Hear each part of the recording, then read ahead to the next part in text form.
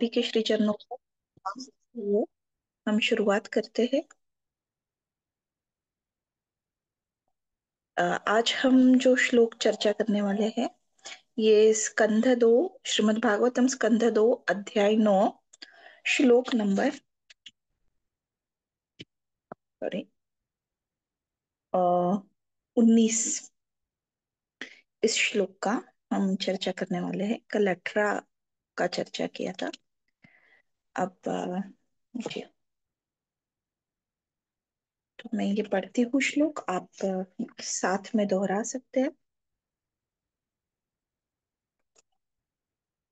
तं प्रीयमाणं समुपस्थितं तं प्रीयमाणं समुपस्थितं कविं प्रजाविसर्गे निजशासनार्हणम् बभाष ईषत्स्मितशोचिषा गिरा प्रियः प्रिय प्रिय प्रीतमनाः करे स्पृशन् तं प्रीयमाणं समुपस्थितं कविं प्रजाविसर्गे निजशासनार्हणम् बभाष ईषत्स्मित शोचिषा गिरा प्रियः प्रियं प्रिय प्रीतमनाः करे स्पृशन् तं प्रीयमाणं समु तं प्रीयमाणं समुपस्थितं कविं प्रजाविसर्गे निजशासनार्हणम् बभाष इषस्मित शोचिषा गिरा प्रियः प्रियं प्रिय प्रीतमनाः करे स्पृशन् तं प्रीयमाणं समुपस्थितं कविं प्रजाविसर्गे निजशासनार्हणम् बभाष ईशस्मित शोचिषा गिरा प्रियः प्रियं प्रीतमनाः करे स्पृशन्। अर्थ: श्री भगवान ने ब्रह्मा को अपने समक्ष देखकर उन्हें जीवों की सृष्टि करने तथा जीवों को अपनी इच्छानुसार नियंत्रित करने के लिए उपयुक्त पात्र समझा। इस प्रकार प्रसन्न होकर श्री भगवान ने ब्रह्मा से मंद मंद हंसते हुए हाथ मिलाया और उन्हें इस प्रकार से संबोधित किया। तात्पर्य: भौतिक जगत की सृष्टि न तो निरुद्देश्य हुई है, न आकस्मिक।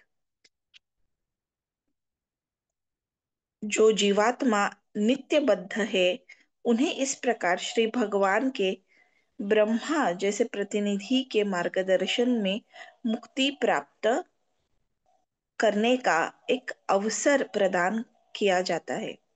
श्री भगवान ब्रह्मा को वैदिक ज्ञान का उपदेश देते हैं,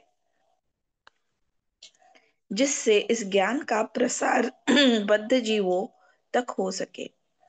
बद्ध जीव श्री भगवान से अपने संबंध को भूलते रहते हैं।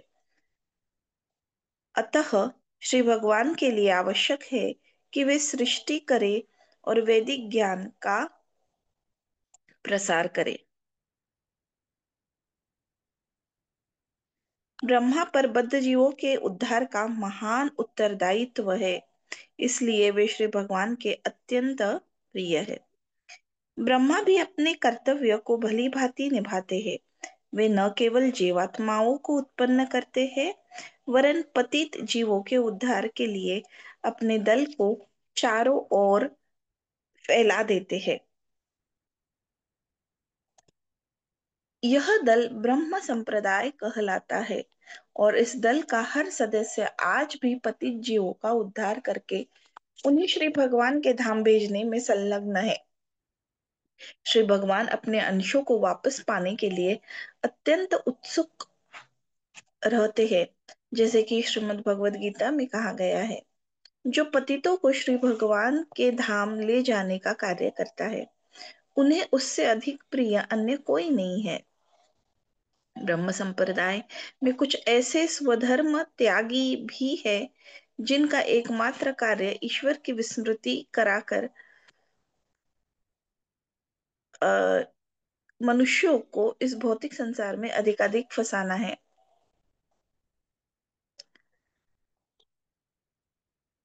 ऐसे मनुष्य कभी भी श्री भगवान के प्रिय नहीं बन सकते।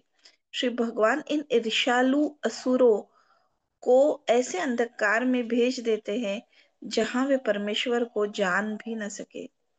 किंतु ब्रह्म संप्रदाय का कोई भी व्यक्ति जो श्री भगवान के संदेश का उपदेश देता है वह श्री भगवान को प्रिय है, और भगवान ऐसे प्रामाणिक भक्ति संप्रदाय के प्रचारक से प्रसन्न होते हुए उससे हाथ मिलाते हैं। हरे कृष्णा।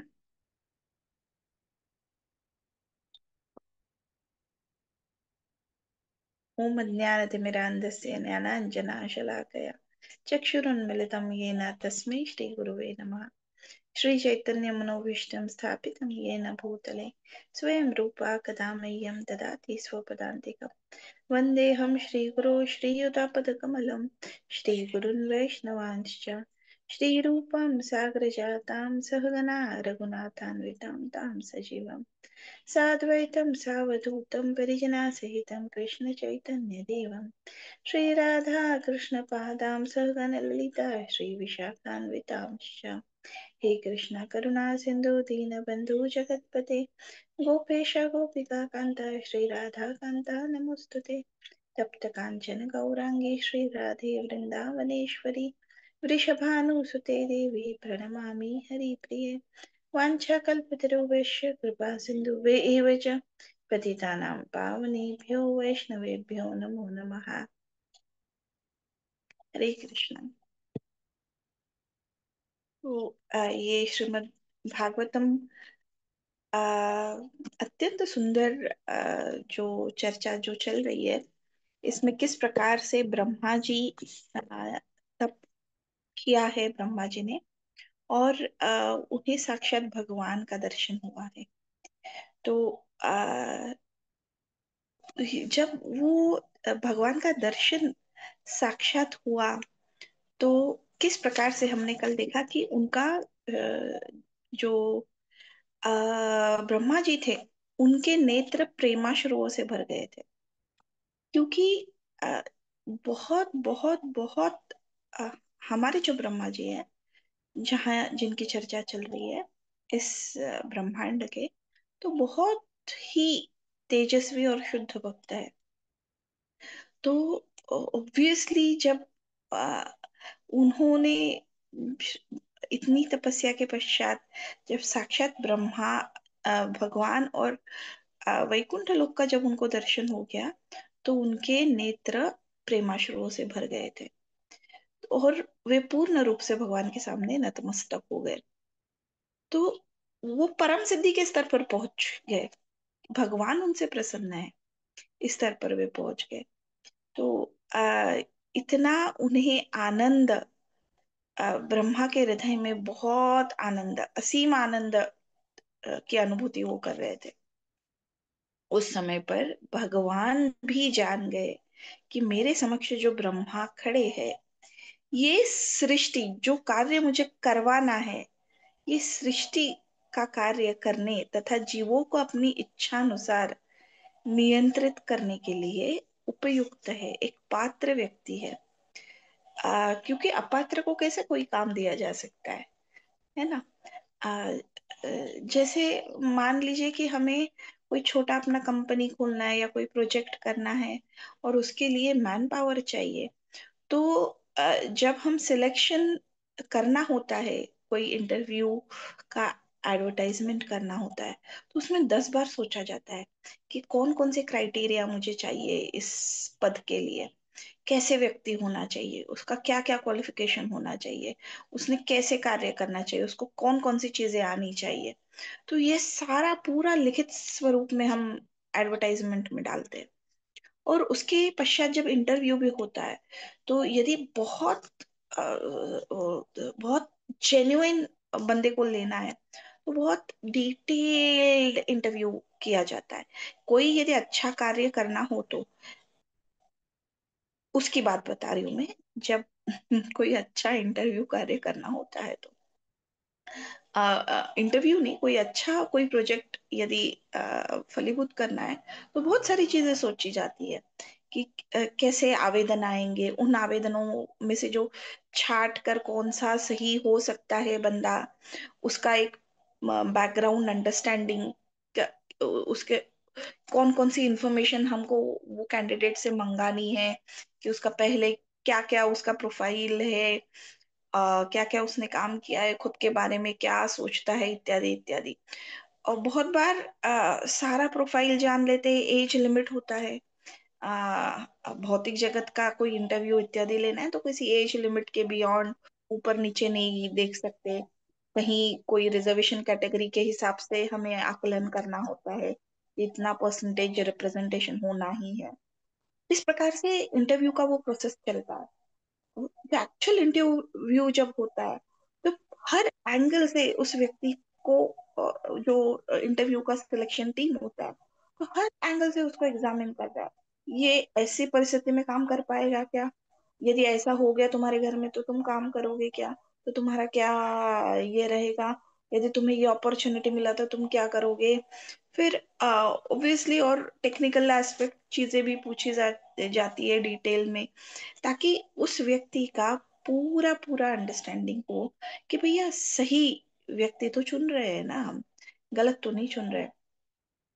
और कभी कभी ऐसे करने बहुत प्रयास कर कर हमें लगता है कि हम जेम ले लिए, परंतु कभी कभी वो आलसी निकल जाते हैं, कभी कार्य नहीं करते, कभी कार्य करते तो धीमी गति से कार्य करते। तो इस प्रकार से हमारे चयन कितना भी हम करने का प्रयास करें ना सही तरीके से, तो कहीं ना कहीं शायद कोई गलती हो सकती है, परंतु प्रभु की इच्छा है तो सब कुछ सही भी हो सकता है, वो भी नहीं कहते आता। हाँ, परंतु ये तो स्पेसिफिक कोई उद्देश्य से जब कार्य करना होता है तब की बात। परंतु जब बहुत बार ऐसे देखे जाता है कि ऐसे ही जब इंटरव्यू प्रोसेस होती है तो पॉलिटिकल स्तर पर भी लोग सिलेक्ट होते हैं, ये सारी चीजें भी होती है। इसका फलाना का पत्र है, उसका फलाना का कैंडिडेट है, और इसको नहीं सिले, मतलब जिसका कोई क्वालिफिकेशन नहीं है ऐसे लोगों को भी कभी कभी लिया जाता है। और उसकी वजह से पूरा सिस्टम, जैसे भारत में अ, इस प्रकार की चयन पद्धति की वजह से जो लोग कार्य करते हैं वो भी देखते हैं, यार ये बंदा तो कार्य नहीं कर रहा है, मैं क्यों कार्य करूं, है ना। तो ऐसे उसे लगता है और पूरा पूरा सिस्टम कोलैप्स हो जाता है। जब तक वो सिस्टम में प्यूरिटी नहीं है, चयन में प्यूरिटी नहीं है कि कौन व्यक्ति कार्य करेगा, है ना, तब तक वो सिस्टम फेल होना ही है। हम एक ही कैंडिडेट को सही चूज कर ले और बाकी अन्य टाइम पास, तो नहीं होगा, तो कार्य ही नहीं होगा। सब जो हाईएस्ट पोस्ट पर विराजमान है उन्हें उतना क्वालिफाइड होना ही पड़ेगा, है ना। तो यहाँ आ रही है बात ब्रह्मा जी की। तो आप इमेजिन कर सकते हैं, ये हाईएस्ट क्रिएशन का विसर्ग कर रहे हैं, ब्रह्मा जी करने वाले हैं। तो ये हाईएस्ट पोस्ट है इस भौतिक जगत के लिए। इससे बड़ा इस भौतिक जगत में कोई पोस्ट है क्या? नहीं है। गवर्निंग बॉडी कौन है? महाविष्णु, वो मेन है। महाविष्णु, गर्भोदक्षाय विष्णु, क्षीरोदक्षाय विष्णु, ये तो मुख्य है, ये तो भगवान है। परंतु जीवात्माओं की कैटेगरी में सबसे उच्च पद इस भौतिक जगत की सृष्टि के लिए ब्रह्मा जी का ही है। तो उनका चयन कितना सुंदर तरीके से होना है, ये आप देख लीजिए। कि जिस व्यक्ति को केवल दो अक्षर त प बताया जाता है, और उससे उसे पता है कि मुझे क्या करना है।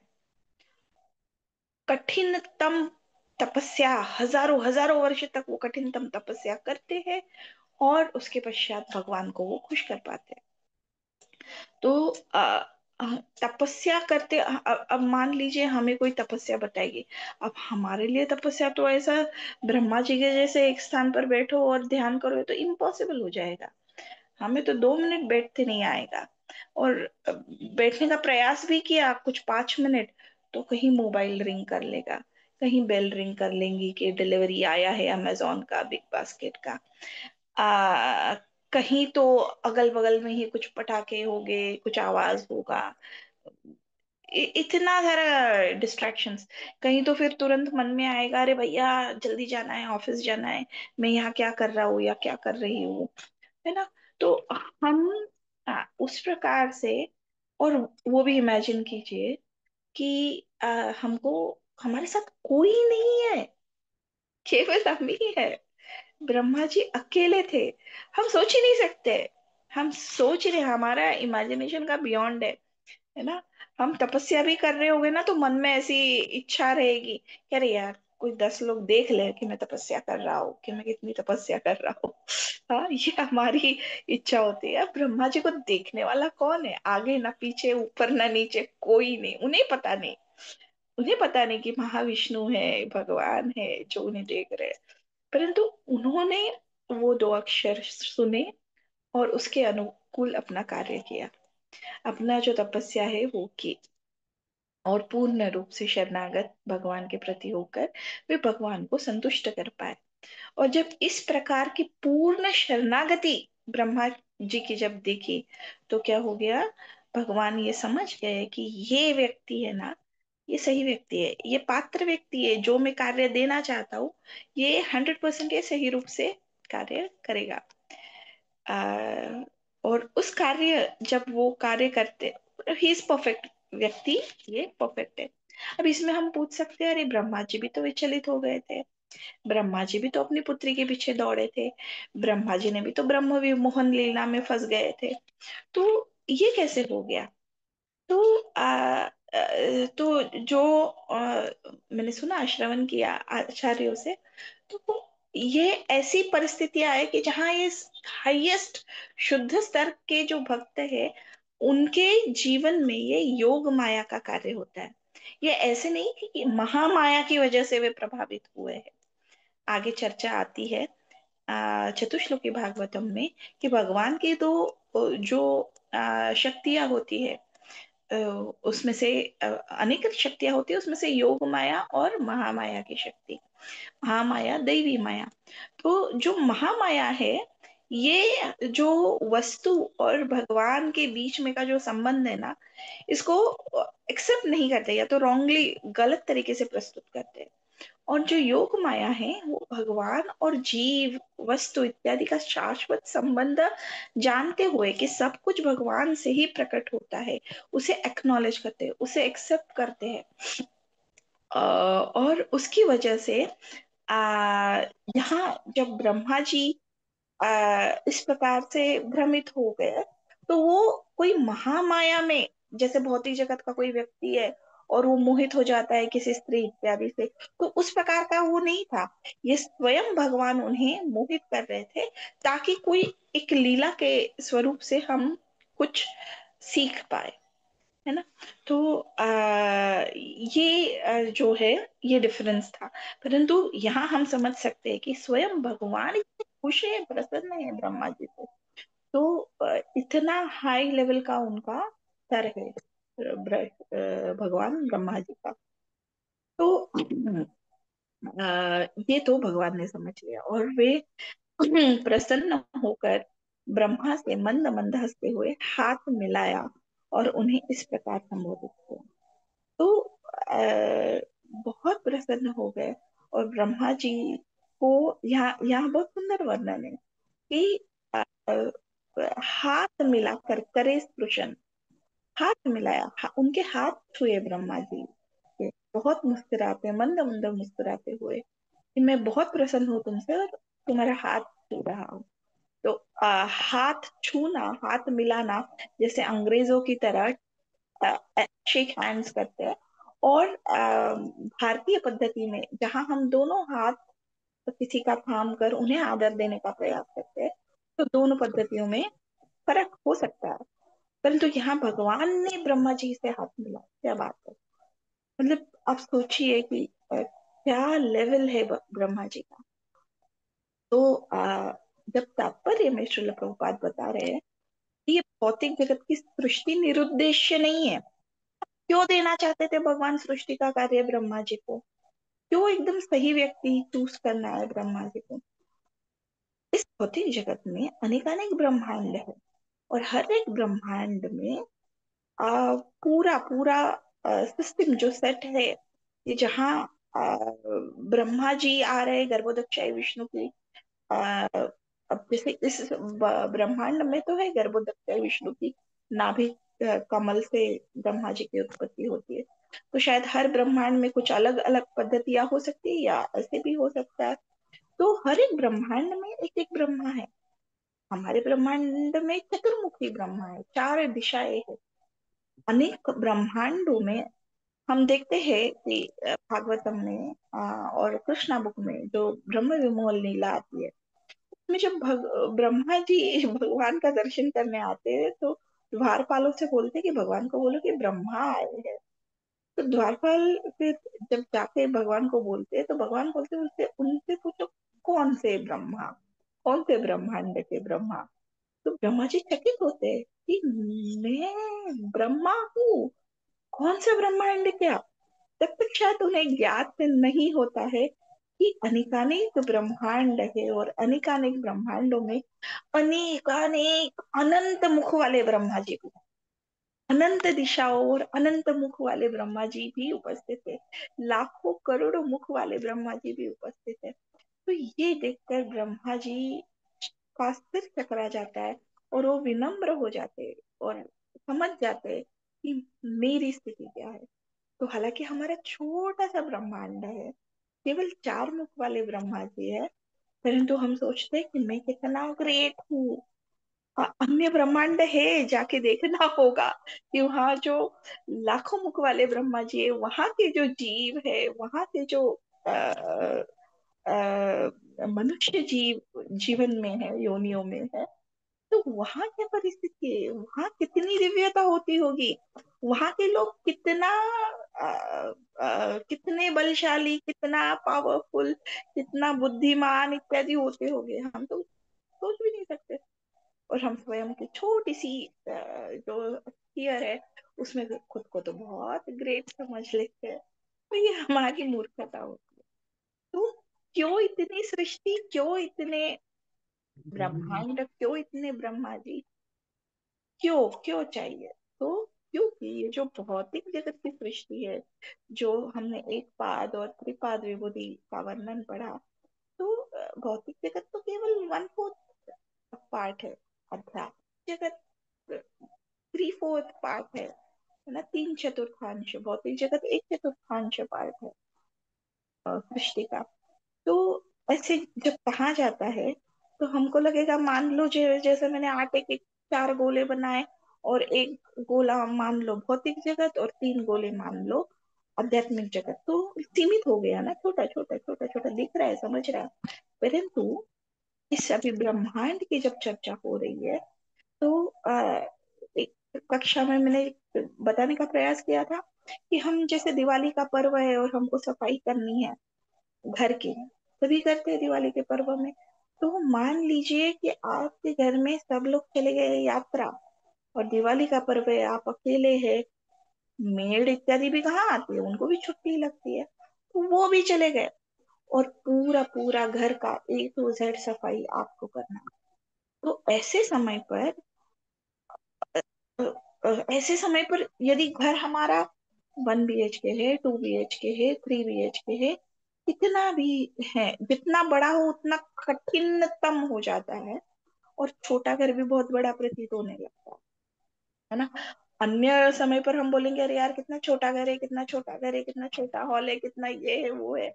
परंतु जब खुद पर सफाई की बारी आती है, पूरा सफाई खुद को ही करना है, तब लगता है कि भैया और छोटा क्यों नहीं था, और थोड़ा छोटा होता तो चीजें कम होती, सफाई का दायित्व कम हो जाता था। तो हमारा जो दृष्टिकोण है ना, हम हमारे अ, छोटे से घर को भी बहुत बड़ा मानते हैं, ये मेरा सृष्टि है। हमारा घर, हमारा जो सोसाइटी हो, या हमारा समाज, जो सिटी, नगर, देश, प्रांत, ये सारी चीजों को कैसे, ओहो मेरा, मेरा स्थान, मेरा एरिया, मेरा ये फलाना फलाना गांव, मेरा ये फलाना फलाना देश, मेरा मेरा मेरा, ये हालांकि हम पूरा जगत में छोटे से जीव, छोटे से, कोई पात्रता नहीं, छोटे से, परंतु हम इसको इतना बड़ा मान, और ये तो केवल एक पृथ्वी, सोच सोच कर विचार भी करेंगे तो पृथ्वी का ही करेंगे।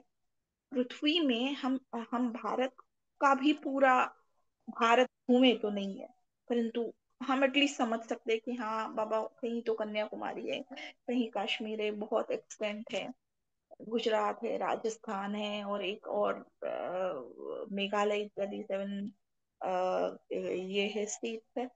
तो हाँ, बड़ा है, काफी बड़ा है भारत, ये हम समझते हैं। हाँ, मतलब बुद्धि के स्तर पर थोड़ा समझ सकते हैं। हालांकि हम सब जगह शायद घूमे भी नहीं होंगे, सब जगह की विविधताएं हमने टीवी इत्यादि में देखी होगी, वास्तविकता में देखी भी नहीं होगी, परंतु हम उसे मान लेते हैं बड़ा। क्या हम जो वर्ल्ड का मैप है, उसमें भारत का साइज और रशिया के साइज में कंपैरिजन कर पाएंगे क्या? चाइना के साइज में कंपैरिजन कर पाएंगे क्या? भारत तो इतना था, वो भी हमें इतना बड़ा लग रहा है, और अब रशिया और चाइना के साथ यदि कंपैरिजन करना हो, अमेरिका इत्यादि अफ्रीका के साथ कंपैरिजन करना हो, तो हमें लगेगा हाँ, एज अ कंट्री बहुत बड़े हैं हम, है ना, परंतु फिर भी छोटे हैं, फिर भी छोटे हैं। रशिया के कंपैरिजन में, जहाँ इतना बड़ा भूखंड है, इतनी सारी विविधताएं होगी, कौन हम में से गया? बहुत कम लोग जो शायद गए भी होंगे रशिया इत्यादि जगह पर। तो हाँ, इतना भव्य उधर वैरायटी होगा, इतने भव्य, मतलब डिफरेंट प्रकार के जो वेशभूषाएं, लोगों का स्वभाव इत्यादि अलग अलग जगह पे यदि हम जाएंगे तो हमें प्राप्त होगा। तो ये तो केवल ये भौतिक, इस भौतिक छोटे से पृथ्वी गोले का होगा, और ये तो छोटा सा ये इस पूर्ण जो हम यूनिवर्स, सोलार सिस्टम जानते हैं, घूम क्या सूर्यमंडल जानते हैं कि सूर्यमंडल है, और इतने सारे ग्रह उसका परिक्रमा इत्यादि ऑर्बिट में कर रहे हैं, तो ये हम जानते हैं, तो उसमें अर्थ इतना ठीक है, समझ गए कि बहुत बड़ा है, पर तो वो भी तो छोटा ही पार्ट है ना उस पूरे सूर्यमंडल का। और ऐसे अनेक सूर्यमंडल एग्जिस्टिंग है भौतिक जगत में, अनेक। तो हम, हमारा वो बौद्धिक स्तर भी नहीं है कि हम हमारी बुद्धि को इतना एक्सपांड कर पाए कि समझ पाए कि ये भौतिक जो ब्रह्मांड है, उसका क्या कैपेसिटी। तो माँ, यदि उसी का कैपेसिटी नहीं समझ पाएंगे, नहीं समझ पाएंगे, बिल्कुल नहीं समझ पाएंगे, बुद्धि नहीं है हमारी, तो फिर आध्यात्मिक जगत का कैसे समझेंगे? वो तो 3 गुना ज्यादा है, ऐसे शास्त्र बता रहे हैं, है ना। तो ऑब्वियसली बहुत बहुत, मतलब हमारी दृष्टि से, जो हम छोटे से जीवात्मा है, हमारी दृष्टि से ये अनंत सृष्टि, ये बहुत सिंपल है। और इस अनंत सृष्टि का, स्पेशली जो भौतिक जगत है, इसका निर्माण निरुद्देश्य नहीं है। ये पहला जो सेंटेंस है, उसमें श्रील प्रभुपाद बता रहे हैं कि ये भौतिक जगत की सृष्टि निरुद्देश्य नहीं है, किसी ना किसी उद्देश्य से है। तो क्या उद्देश्य है इसके पीछे? ये आकस्मिक, अचानक नहीं हो गया। हालांकि हमारे जो इवोल्यूशन इत्यादि जो ये होते हैं,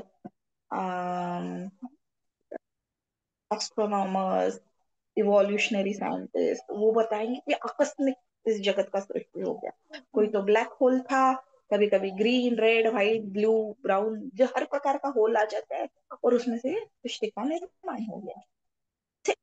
माँ, किसी सुंदर सी सृष्टि का निर्माण हम बोलेंगे होता है, तो ये केवल मूर्खता का ही प्रतीक है।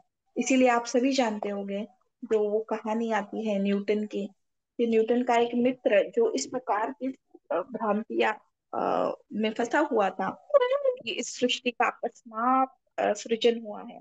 तो एक बार न्यूटन ने बहुत सुंदर सोलर सिस्टम का, सूर्यमंडल का एक मॉडल बनाया, और अपने जो मित्र थे उसको अपने घर पे दावत पर बुलाया। तो जब मित्र आता है और देखता है कि अरे वाह, इसके घर पे इतना सुंदर ये मॉडल है, तो वो देखकर बहुत कौतुक करता है कि बहुत सुंदर है ये मॉडल, कहाँ से आया? तो न्यूटन बताते हैं कि ये अकस्मात रात को प्रकट हो गया मॉडल। हाँ, केवल मॉडल, छोटा सा घर में रखा हुआ छोटा सा मॉडल, ये अकस्मात प्रकट हो गया। तो उसका फ्रेंड बोलता है, यार पागल मत बनाना, बोलना किसने बनाया, कैसे बनाया। तो न्यूटन बोलते हैं कि भैया, तुम बोलते हो कि ये पूर्ण ब्रह्मांड जो इतना भव्य है, ये एक्चुअल सूर्यमंडल ये अकस्मात आ गया, तो मैं कह रहा हूँ कि ये मॉडल अकस्मात आ गया, इस पर तुम्हारा विश्वास क्यों नहीं है। तो एक्सेप्ट किया उसके मित्र ने कि ये संभव नहीं है। तो जो स्वयं ये प्रचार कर रहे थे कि भौतिक जगत अकस्मात आ रहा है, ऐसे व्यक्ति भी जब तर्क के स्तर से उन्हें समझाया गया तो वे समझ गए कि ये नहीं आ सकता। परंतु जो सामान्य जनता है उनको भ्रमित करने हेतु इस प्रकार की जो थियरीज है वो प्रस्तुत की जाती है। ये ब्रह्मांड आकस्मिक आ गया, परंतु आकस्मिक कुछ भी नहीं है। इतना सुंदर सृजन आकस्मिक कैसे हो सकता है। किसी अभी हम जो चल रहा है, दिवाली के इतने सारे पटाखे इत्यादि चलाना, तो इन पटाखों में से अचानक कुछ बहुत सृजनात्मक चीज होती है क्या पटाखे उड़ने से? हाँ, यदि होता है तो कचरा और नुकसान ही होता है। कहीं किसी गाड़ी का कुछ हो गया, कहीं कोई बच्चे को लग गया, कहीं कोई जल गया, किसी का आग, किसी की आंख इत्यादि, तो उसमें से सृजन हो गया क्या? किसी एक बहुत जीव का उत्पत्ति हो गया, ऐसे कुछ हुआ क्या? नहीं हुआ। तो हम कैसे इसे पूर्ण ब्रह्मांड को बोल सकते हैं कि आकस्मिक निर्मित हुई? नहीं, नहीं हुआ, ये मूर्खता है, और उसे मानने वाले भी उसी प्रकार से मूर्खतापूर्ण है।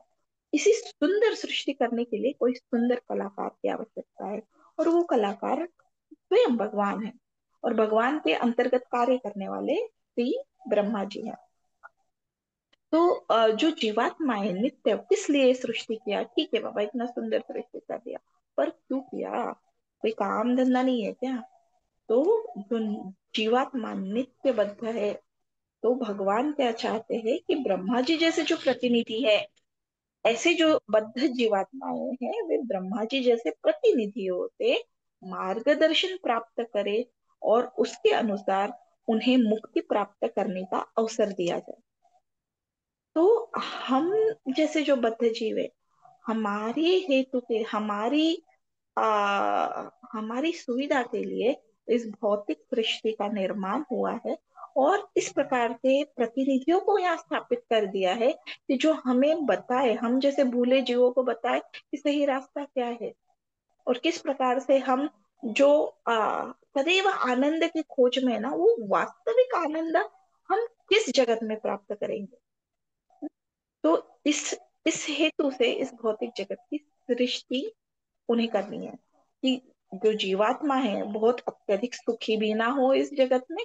इसीलिए इस भौतिक जगत का को दुखालय बताया गया है कि यहाँ दुख आना है, परंतु जो क्षणिक सुख आते हैं ना, उसमें भी जीवात्मा इतना भ्रमित हो जाता है उसमें, और ऐसे लगता है कि इसी प्रकार का सुख आता रहे आता रहे, परंतु ऐसे होता तो नहीं है।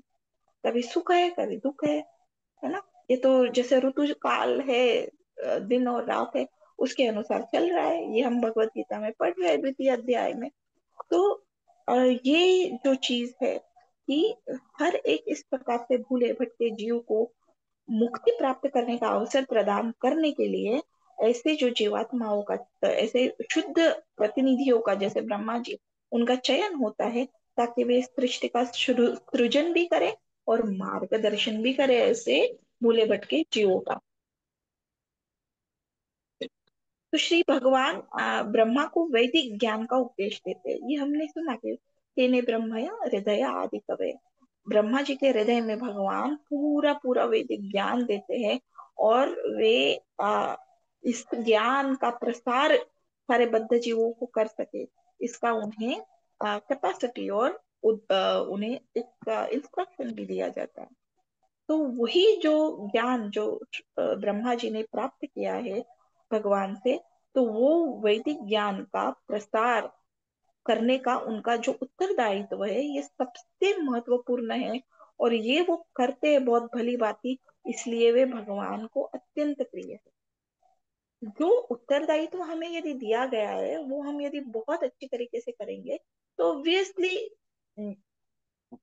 जो जैसे मान लीजिए, वो पहले का उदाहरण था कि हमें किसी प्रोजेक्ट को चलाना है, हमने कुछ कैंडिडेट को सिलेक्ट कर लिया, बहुत डिटेल प्रोसेस से सिलेक्ट किया। अब वो कैंडिडेट्स यदि अपना जो दिया हुआ कार्य बहुत अच्छी तरह से कर रहे हैं, आपको ज्यादा उसमें, आपको खाली इंस्ट्रक्शन देना है, गाइडेंस देना है कि ऐसे करना है, ऐसे होना चाहिए, ऐसे होना चाहिए, और वो एग्जीक्यूट बहुत अच्छी तरीके से यदि हो रहा है, तो क्या होगा, आप अत्यंत खुश हो जाओगे। तो ऐसे जब कोई कैंडिडेट्स होते हैं, तो आप फिर उन्हें एक दिन का एक्स्ट्रा छुट्टी भी देने में आप कतराओगे नहीं। अन्यथा ऐसे लगेगा, अरे भैया ये तो काम कर, तेरे को एक छुट्टी क्यों दूं मैं, एक्स्ट्रा क्यों दूं, ऐसे भी लगेगा। तो ये किसी प्रोजेक्ट का हो सकता है, या घर में कोई कार्यरत कोई दीदी इत्यादि होते हैं। तो यदि वो बहुत अच्छा कार्य करने वाली होती है, तो ठीक है भैया, तो दिवाली का बोनस भी ले ले, तो छुट्टी भी ले ले, है ना, तूने तेरे सारे कार्य कर दिए तो छुट्टी भी ले और बोनस भी ले, तो खुश होते, खुशी खुशी ये हम करते हैं, है ना। तो इसी प्रकार से भगवान को पता है कि अभी ब्रह्मा जी सही पात्र है, और वो भी अपना कार्य बहुत बखूबी निभा रहे हैं, जो अपना ये सबसे महत्वपूर्ण सृजन सृष्टि करना और वैदिक ज्ञान का प्रसार करना, ये बहुत महत्वपूर्ण कार्य है ब्रह्मा जी को प्रदान किए हुए। तो वो अपने ये सारे बद्ध जीवों के उद्धार के लिए हो रहे हैं ये कार्य, और वे बखूबी ये कार्य निभा रहे हैं। इसलिए भगवान उनसे अत्यंत प्रिय, मतलब वो भगवान के अत्यंत प्रिय है, भगवान उनसे बहुत खुश है। तो यही जो ब्रह्म संप्रदाय का जो कार्य है, जो ब्रह्म ज्ञान प्रसार करने का कार्य है, ये ब्रह्म संप्रदाय के द्वारा हो रहा है, अब भी हो रहा है। तो हम देखते हैं कि जो इस्कॉन है, ये ब्रह्म माधव गौड़ीय संप्रदाय के अंतर्गत ही आता है। जब हम चैतन्य चरितामृत पढ़ते हैं, तो ये जो भक्ति का वृक्ष है ब्रह्म संप्रदाय के अंतर्गत, तो उसका चर्चा होता है। जो श्रीपाद माधवाचार्य, माधवाचार्य, तो माधवेंद्र पुरी इत्यादि से जो अ, अभी रिसेंट में जो शुरू हुआ है, तो श्रीपाद माधवेंद्र पुरी से शाखाएं उपशाखाएं इसका वर्णन आता है। तो उन्हीं उपशाखाओं में जब चैतन्य महाप्रभु के पश्चात का वर्णन आता है उपशाखाओं का, कि कैसे ये फैला भक्ति का जो हरे कृष्ण आंदोलन है, तो उन्हीं उपशाखाओं में चैतन्य महाप्रभु जी से जब वर्णन आता है, तो श्रील प्रभुपाद बहुत सुंदर तरीके से लिखते हैं कि इस्कॉन भी इसी की उपशाखा है। चैतन्य महाप्रभु के इस प्रसार कार्य की, जो ब्रह्मा जी से शुरू हुआ है, इसी की उपशाखा है, और एक प्रामाणिक उपशाखा है। परंतु कुछ ऐसे आचार्य जो समकालीन श्रील प्रभुपाद के थे, तो उन्हें कुछ आपत्ति थी। वे श्रील प्रभुपाद को प्रभुपाद इस नाम से संबोधित करने के विरुद्ध थे, क्योंकि वो प्रभुपाद ये उपाधि केवल श्रीपद भक्ति सिद्धांत सरस्वती ठाकुर जी तक सीमित रखना चाहते थे। आ, सही बात है, जो भी है, परंतु वे ये नहीं देख पा रहे थे कि श्रील प्रभुपाद ने इतना सुंदर प्रचार कार्य किया, एक प्रामाणिक प्रचार कार्य किया है। तो उनसे खुश होने के बजाय वे उनसे ईर्ष्या कर रहे थे। तो यहाँ श्रील प्रभुपाद फिर किसी का नाम नहीं लेते, परंतु वो अत्यंत महत्वपूर्ण ये बात बताते हैं कि यदि, जैसे कि यहाँ भी बताया है, कि ब्रह्म संप्रदाय में कुछ ऐसे स्वधर्म त्यागी भी है। हालांकि ब्रह्म संप्रदाय में, भगवान के इस संप्रदाय में जहाँ प्रसार कार्य इतना महत्वपूर्ण है, परंतु ऐसे कुछ स्वधर्म त्यागी बताया गया। स्वधर्म क्या है, कि हमको आ, सेवा कार्य करना है। हम्म? ये पूर्ण समाज जीवो इत्यादि का सेवा कार्य, जो भगवान का संदेश है उसका प्रचार करना है। हर एक भूले भटके जीव को भगवान तक पहुंचाने का कार्य करना है। तो जो ऐसे स्वधर्म त्यागी है, वे उनका एकमात्र कार्य ईश्वर की विस्मृति कराकर मनुष्य को इस भौतिक संसार में अधिकाधिक फंसाना होता है।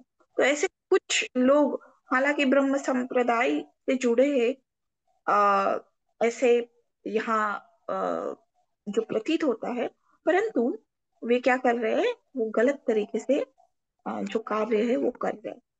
तो श्रील प्रभुपाद आगे बता रहे हैं कि ऐसे मनुष्य कभी भी श्री भगवान को प्रिय नहीं बन सकते, क्योंकि वे भगवान की ओर नहीं लेके जा रहे जन सामान्य को। उनसे उनको इस भौतिक संसार में ही अटका कर अधिकाधिक फंसाने का प्रयास हो रहा है। तो श्री भगवान के इन ईर्ष्यालु असुरों को ऐसे अंधकार में भेज देते हैं जहां वे परमेश्वर को जान भी न सके। तो आ, इस भौतिक जगत में रहते हुए शायद ऐसे जो व्यक्ति होते, ईर्ष्यालु व्यक्ति होते, उन्हें लगता है कि हाँ, हमको तो सब प्रकार का डोनेशन इत्यादि इत्यादि मिल रहा है तो हम खुश रहेंगे, हम हमारा जीवन तो बहुत अच्छे से चल रहा है, इंद्रिय तृप्ति भी चल रही है इत्यादि इत्यादि। तो ये, परंतु उनके इस कार्य की वजह से ऐसे ईर्ष्यालु लोगों को अंधकार में भेज दिया जाता है, और वहां वे भगवान के बारे में कुछ भी नहीं जान पाते। तो अभी तो कुछ अपॉर्चुनिटी था, परंतु उसका गलत इस्तेमाल करने की वजह से, ईर्ष्या को कंट्रोल ना करने की वजह से, ईर्ष्या रखने की वजह से क्या हो गया है कि अब उनकी परिस्थिति ऐसी हो जाएगी कि जहां वे अंधकार में जीवन में पहुंच जाएंगे और भगवान के ज्ञान का तनिक भी उन्हें एहसास नहीं होगा। तो ऐसी प्रवृत्तियों से हमें बहुत बच के रहना होगा, है ना। तो ये समझना बहुत आवश्यक है कि श्रील प्रभुपाद ने ये भी हमें यहाँ चेतावनी मान लीजिए दी हुई है। आगे पर प्रभुपाद लिखते हैं कि किंतु ब्रह्म संप्रदाय का कोई भी व्यक्ति जो श्री भगवान के संदेश का उपदेश देता है, भगवान के संदेश का उपदेश देता है, ऐसा कोई व्यक्ति इस संप्रदाय का, तो वह श्री भगवान को प्रिय है। और श्री भगवान ऐसे प्रामाणिक भक्ति संप्रदाय के प्रचारक से प्रसन्न होकर उससे हाथ मिलाते हैं। तो यहाँ हाथ मिलाने का जो चर्चा था, वो ब्रह्मा जी से था। भगवान प्रसन्न हुए ब्रह्मा जी से और उनके प्रेम पूर्वक मंद मंद हंसते हुए, बहुत खुश उनसे होते हुए ब्रह्मा जी से हाथ मिला। परंतु यहाँ जब अन्य अलग प्रकार के ब्रह्म संप्रदाय में ही, परंतु जो सही प्रकार से अपना कार्य नहीं कर रहे, प्रामाणिक तरीके से अपना कार्य नहीं कर रहे, ऐसे कुछ स्वधर्म त्यागियों का वर्णन करने के पश्चात भगवान पुनः ये बताते हैं कि इससे हमें भ्रमित नहीं होना है, क्योंकि ऐसे अनेक जो अच्छे भक्त है, प्रामाणिक भक्त है, कि जो सही प्रकार से भगवान के संदेश का उपदेश दे रहे हैं, तो वे भगवान के अत्यंत प्रिय है। हमको उनसे वो उपदेश ग्रहण करना है, और हमको आ, ऐसे जो भगवान के प्रिय भक्त है, तो क्या है, इतने प्रिय होते हैं यदि वो प्रामाणिक तरीके से कार्य करते हैं, तो उनसे भी भगवान प्रसन्न होकर उससे भी हाथ मिलाते। तो अ, प्रामाणिक बनना या नहीं बनना, ये फिर उस जीवात्मा पर निर्भर होता है। हाँ? और भगवान है, हर एक परिस्थिति में, हम जिस किसी आश्रम में हो, हमें कोई ना कोई संसाधन इत्यादि प्रदान करते रहते हैं। अब वो संसाधनों का हमारी, भले ही हम गृहस्थ आश्रम में क्यों ना हो, तो जो भी हमें भगवान संपत्ति इत्यादि प्रदान कर रहे, जब तक हम ये सोचते रहिए कि ये मेरा है, ये मेरा है, मुझे एक घर लेना है, मुझे एक बड़ा ये लेना है, ये चीजों में, केवल इन्हीं चीजों में जब तक जितना आवश्यकता है उतना सभी को लगता है, परंतु हमारी आवश्यकताओं को यदि हम बढ़ाते रहेंगे, तो क्या हो जाएगा, जो मेरा मेरा मेरा वो तुरंत वो तो छूटना ही है ना किसी दिन छूटना ही है। तो इसी प्रकार से गृहस्थ आश्रम हो या अन्य कोई आश्रम हो, हमें जो संसाधन मिल रहे हैं, ये मेरे लिए, ये मेरे लिए, ये प्रसादम मेरे लिए, ये चीज मेरे लिए, इस प्रकार से जब तक हम अटके रहेंगे, तो हम जो प्रामाणिक स्तर से प्रचार करना, ये शायद हम नहीं कर पाए। हम बस उन्हीं संसाधनों को जुटाकर उन्हें सही से रखने के रखने में हमारा जीवन संपूर्ण हो जाएगा। हाँ? तो इसीलिए जीवन हमें शायद इस प्रकार से हमारा प्लान करना होगा, डिजाइन करना होगा, कि जो कुछ हम कहते हैं मेरा है, बहुत छोटा होना चाहिए, छोटा होना चाहिए, ताकि उस पर जो हमारा समय बीतता है वो भी अल्प हो जाएगा।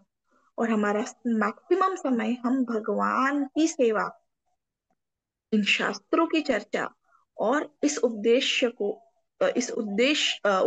को अन्य सभी बद्ध जीवों के साथ बांटने में हमारा समय बिता पाएंगे। तब हम प्रामाणिक स्तर से वो इच्छा हमारे मन में रहेगी कि नहीं, मुझे भी एक प्रामाणिक रिप्रेजेंटेटिव, प्रतिनिधि बनना है इस ब्रह्म माधव गौड़ीय संप्रदाय, ताकि भगवान भी मुझसे खुश हो। तो हम डायरेक्टली भगवान को तो नहीं खुश कर सकते, हम हमारे आचार्यों को खुश कर सकते हैं। इसीलिए गुरु परंपरा का बहुत महत्व होता है। तो इसीलिए हमें भी प्रयास करना है कि हम भी प्रामाणिक भक्त बने और प्रामाणिक स्रोत से हमेशा श्रवण करें। तो ये बहुत ही सुंदर तात्पर्य जो है, सीखना चाहे उतना कम हो जाता है। बहुत सुंदर श्रील प्रभुपाद हर एक मतलब पूरा जी जान श्रील प्रभुपाद ने अपने सारे तात्पर्यों में डाला हुआ है। जैसे हम यदि कहीं जा भी, जैसे कल चर्चा हुआ कि स्थाने स्थिता, हाँ, हम अपने स्थान पर स्थित होकर केवल इन्हीं शास्त्रों का पूर्ण रूप से, पूर्ण शरणागति भाव से यदि हम अध्ययन करेंगे तो 100% जो सिद्धि है, भगवान को प्रसन्न करना, उनका दर्शन प्राप्त करना, 100% हम कर पाएंगे, है ना। क्योंकि श्रील प्रभुपाद ने व्यवहारिक प्रैक्टिकल टिप्स हमारे मतलब हर एक तात्पर्य में दिया हुआ है। उसको बहुत सुंदर तरीके से, बहुत ध्यान पूर्वक पढ़कर और ध्यान पूर्वक अपने और प्रयत्न पूर्वक अपने जीवन में उतारने का हमें प्रयास करना होगा। तो आप सभी से प्रार्थना है कि ये श्रील प्रभुपाद के इन तात्पर्यों को बहुत अच्छे से ग्रहण करने की क्षमता, बुद्धि, आचार्यों को, सभी को प्रसन्न करने की बुद्धि और क्षमता मेरे जैसे बद्ध जीव को प्राप्त हो, और एक प्रामाणिक भक्त बनने का प्रयास कर पाओ। हरे कृष्णा। वाञ्छाकल्पतरुभ्यश्च कृपा सिन्धुभ्येव च पतितानां पावनेभ्यो वैष्णवेभ्यो नमो नमः। अनंत कोटि वैष्णव वृंद की जय। श्रील प्रभुपाद की जय। सभी गुरुजनों की जय। श्रीमद् भागवतम की जय। किसी का कोई प्रश्न है तो हम कुछ समय ले सकते हैं। हरे कृष्ण। हरे हरे कृष्ण माता कृष्ण। जी, इसकी रिकॉर्डिंग है? इसकी हाँ हाँ, रिकॉर्डिंग है? ठीक रिकॉर्डिंग, है। हाँ है शायद। है माता जी हरे रिकॉर्डिंग। कृष्ण। जी सादर प्रणाम। हरे कृष्ण माता जी। मैं थोड़ा लेट से ज्वाइन की, लेकिन जैसे आपने बताया कि हमको गुरु परंपरा के अनुसार भक्तों की शरण वयोवृद्ध से, जो हमारे बहुत सीनियर भक्त हैं, उनसे श्रवण करना चाहिए। तो माता जी, अगर हम कर रहे हैं तो हम अपने अंदर अपने आप में क्या परिवर्तन पाएंगे, जो मुझे लगेगा हम खुद को, बद्ध जीव को, हाँ, अब हम सही ढंग से कोई भी चैंटिंग या भगवान का नाम या कथा के बारे में श्रवण करें, अपने अंदर कैसे क्या महसूस होगा और कैसे अपने आप को सुधारना चाहिए? हाँ माता जी, जैसे हम जैसे लोगों के लिए जब हम आचार्यों से श्रवण करते हैं कि किस प्रकार से हमें हमारा जो जीवन शैली होना चाहिए, किस प्रकार से हमें भक्ति करना है, साधना करना है, और यदि हम उसके अनुरूप कर पा रहे हैं, उसके साथ ही साथ शास्त्र का भी पठन कर रहे हैं। तो जैसे शास्त्र जब हम पठन करते हैं, जैसे भगवत गीता का 16 चैप्टर फर्स्ट टू 2-3 श्लोक यदि हम पढ़ेंगे तो उसमें अनेक अनेक जगह पर, मैं केवल एक ही छोटा सा प्रमाण दे रही हूँ, अनेक अनेक जगह पर हम देखते हैं कि जो भक्त के जो गुण होने चाहिए उनका वर्णन है। बहुत सुंदर वर्णन है कि कैसे भक्त ने होना चाहिए।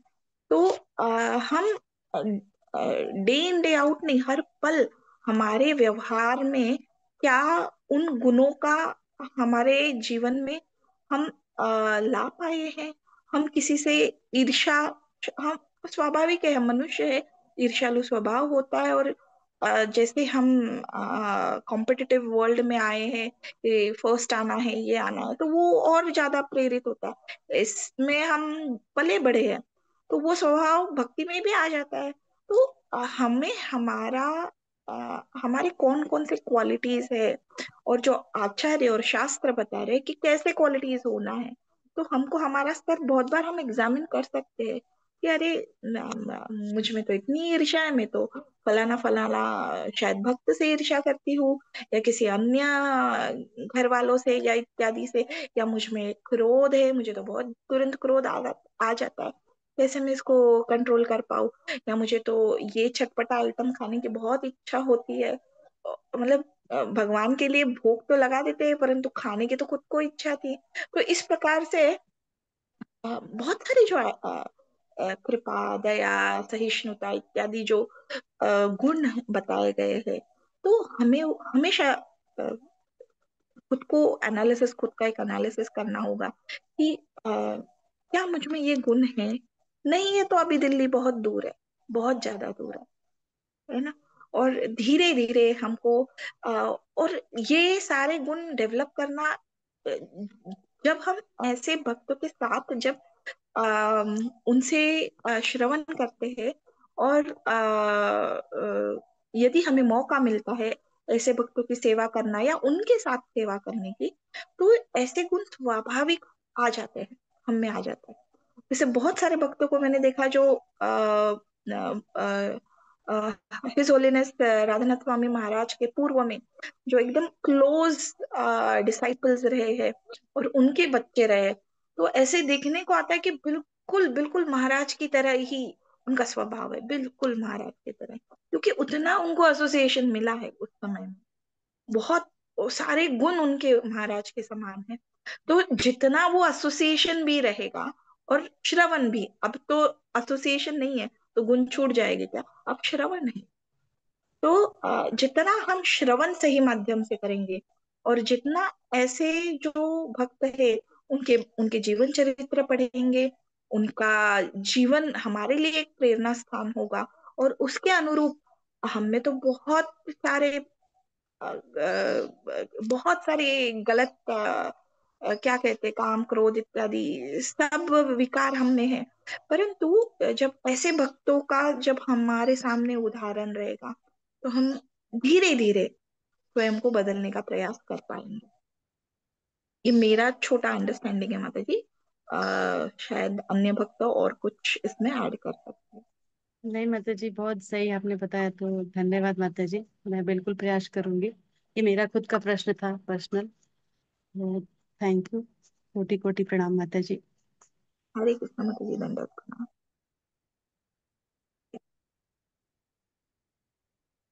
थैंक यू सो मच, सभी को बहुत बहुत आभार। और हम अभी शाम को श्रीमद् भगवत गीता की चर्चा सत्र में पुनः मिलते हैं। हरे कृष्णा।